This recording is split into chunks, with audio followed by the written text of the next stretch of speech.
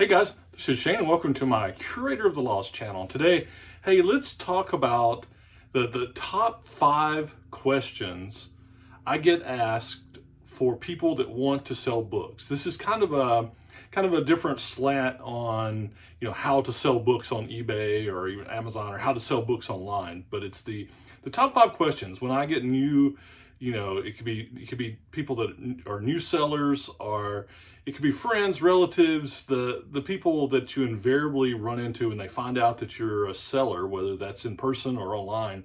The questions you get asked on how do I sell books, the top 5 questions. So you might be surprised at number 1, and I'll probably start with number 1 so you don't have to wait. But anyway, hopefully you'll watch all 5. But for you new sellers out here, these are points that hopefully will be some information and tips I'll embed in here. And for you long-time experienced people, you probably have some other things that you get asked that are not in these top 5. So be interested to hear your comments and your experience on this. So it's before I jump in, I want to say thanks. Hey, thanks for the views, for subscribing, for the longtime viewers. You guys have been around. Thanks for the channel support. For new viewers, hey, hit the subscribe button if you hadn't. We'll all just keep doing this. So you watch them, I'll keep doing them. We'll see what happens. So with that, let's jump in.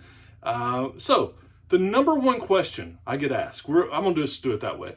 This is by far the first number 1 question I get asked from people that are new to book selling books online. It's who pays for shipping?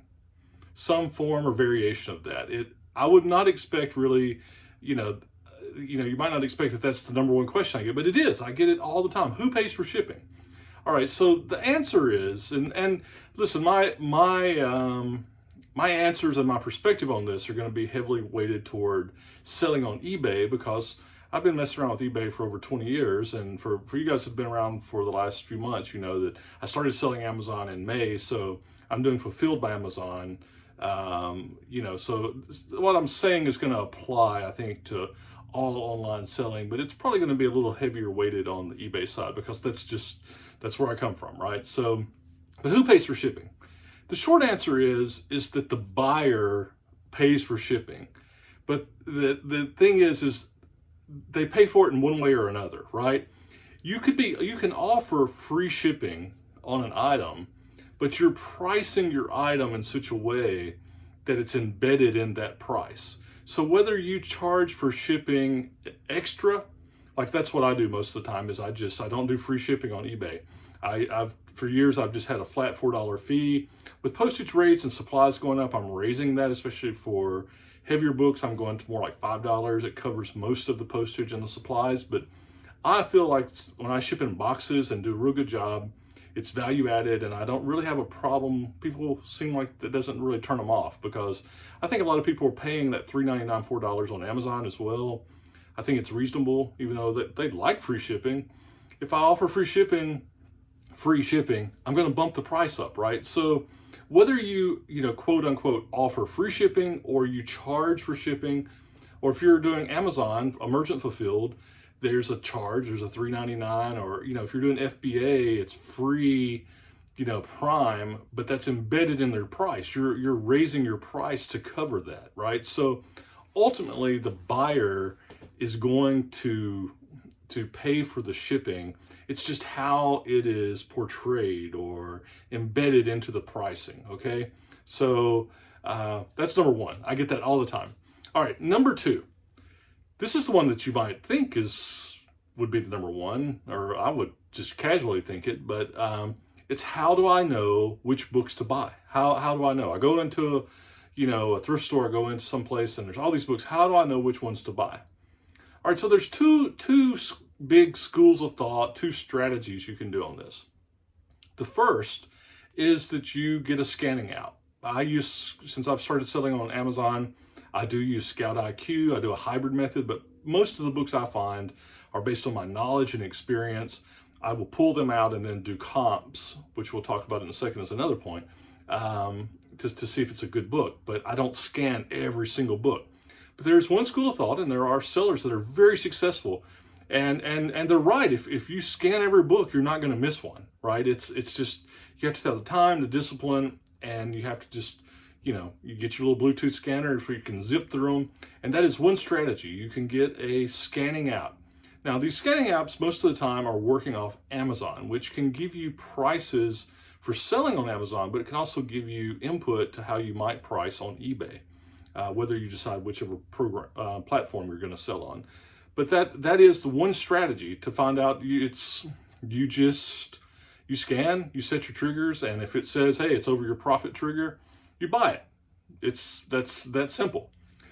The way that I have traditionally done it, and what I do probably still 80 or 90% of the books I buy, is it's through your own knowledge, and it is learning, watching videos on several of us that, there's, I'll toot my own horn, but I've got lots of videos on there on what kind of books to buy. There's if you look at on my page, I've got some links to Mike, the used book guy, John, the small town reseller, bookseller, his channel. He shows things that are working for him.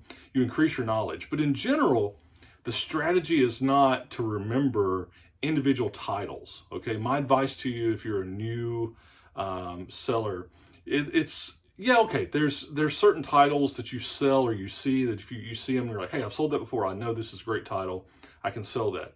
But over all the years of selling, I mean, I get that. I get repeat buys, and that's good.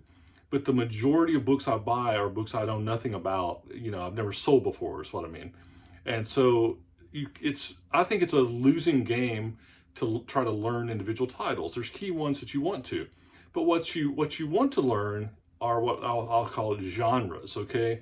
You want to learn types of books. This could be history, railroad, auto racing, certain hobbies and crafts, certain religious books, certain things like that, that when you see these books that are in these kind of classes or styles or genres, that you know that they're worth looking up to find the comps for. That's just your knowledge. You've got to just learn, but focus it on learning genres. And again, there's lots of resources on YouTube and in our book selling community where you can learn that. The others, maybe, you can learn authors or styles of books. For example, if I find a good lot of science fiction books, I don't really care if I get them at the right price. I can sell those. You just develop this sixth sense, if you will. It's just an experiential based eye, right? And it just takes some time and it takes research.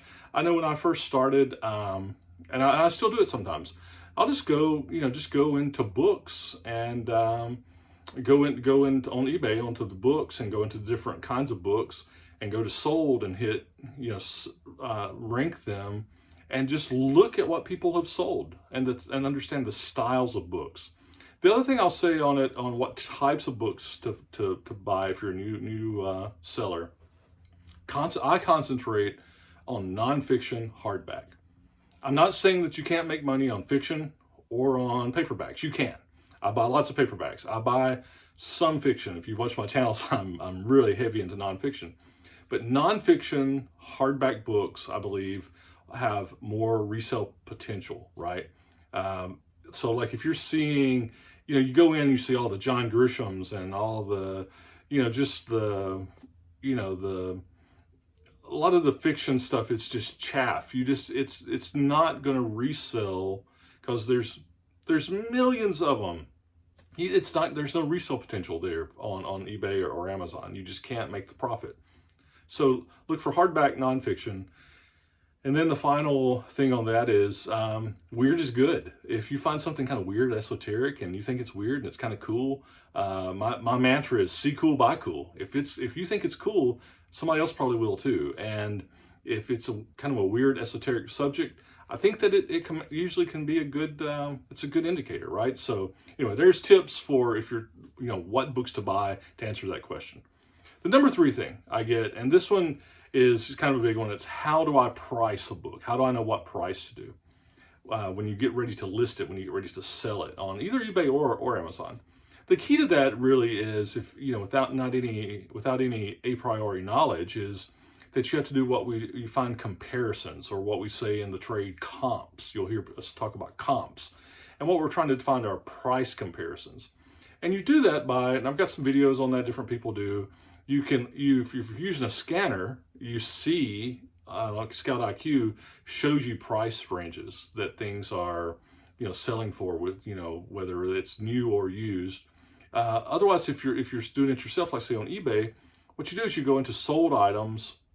You do a search for the item, and then on the left hand side there's filters, and you can hit sold, and then on the sold you'll see what price things have sold for, and that's what we would call a sold comp. Okay, so you find what the book that you're trying to sell, effectively you find it on eBay or Amazon, and you look for pricings. If you can't see what it's sold for, then that's a sold comp. Then at least you find what other people are listing it for. Now, if you don't find your book at all, then you have to dig deeper into other sites like ABE Books and some other things. And I've got videos out there on that. You can kind of search on the channel to more detail. So, but that's the number 3 question I get, is how do I price it? And hopefully that's some tips for you. The number 4 thing is, where do I find books? Where do I go to find these? This is going to be particular to your area. And I'll say anybody can make money selling books. You can do this, okay? However, the asterisk on this, when I travel, I go to certain areas, and the stores that I would normally see in my area that provide books, they have no books. It's going to be dependent on your city or town and what's in your area. If you just don't have a good book scene, it's hard sledding, and you're not going to necessarily have the level of success that you might have from somebody in my area, in North Alabama, where seems like we have tons of inexpensive used books. Okay, but the places you go, the big hitters are thrift stores, estate sales, and library bookstores. Those are your big hitters, and probably your top 3. Then you can get into, people look at Facebook Marketplace. They put out ads. They look at what people are seeing. Some people put up notices, say in their post office or in, on community boards, that they'll buy books. They buy them by the pound, or, things like that. But your big hitters are going to be thrift stores, library bookstores, where people, if you're not familiar with that, it's usually a friends of the library, and people will donate books. These aren't necessarily ex-library books. Sometimes they are. Depends on the library bookstore. But typically there's a friends of the library organization that runs a little bookstore. It could be a bookshelf. It could be a whole room. It just depends on your library. I have great success there. And then estate sales. You just look at estate sales in your area. Of course, there's yard sales. There's other things, but as you grow, as you get bigger in your business, and the key to a lot of this is just building your inventory. As you grow, when you're first starting, going to a place and finding onesie-twosie books, that's fine. But then as you grow and you want to build that inventory, you really want to get that bang for your buck. If you find just one book, that's fine, that's great.